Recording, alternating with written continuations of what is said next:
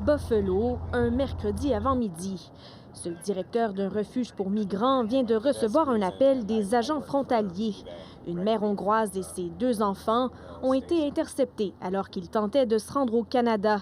Ils doivent faire demi-tour et n'ont nulle part où aller. On ne peut pas laisser une mère et ses enfants à la rue.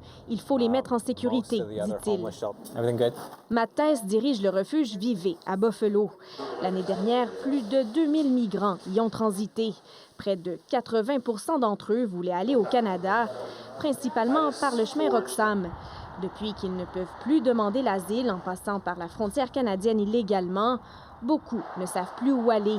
Selon l'Agence des services frontaliers du Canada, depuis le 25 mars, moins du tiers des personnes qui ont soumis une demande d'asile à une frontière officielle ont été acceptées. Les demandes d'aide ont augmenté de 400 %, dit-il. Selon lui, beaucoup de migrants considèrent le Canada comme un pays plus sûr que les États-Unis. C'est le cas de cette femme sud-américaine arrivée quelques jours plus tôt avec ses enfants.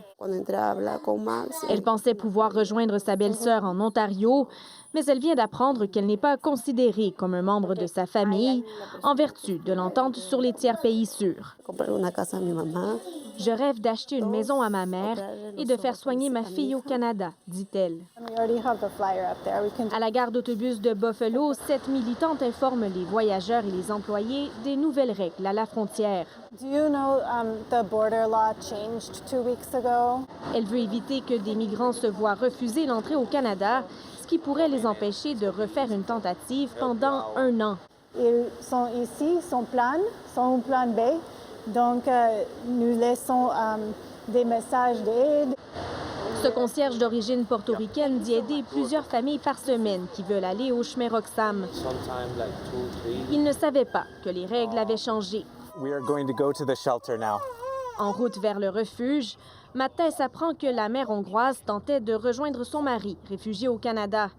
Il n'est pas optimiste quant à leur chance d'y parvenir de sitôt. Le Canada, visible de l'autre côté du pont de la Paix, est à la fois si proche, mais si loin, dit-il. Pour l'heure, en tout cas, c'est Buffalo qui sera la nouvelle terre d'accueil de cette famille. Ici Andréane Williams, Radio-Canada, Buffalo.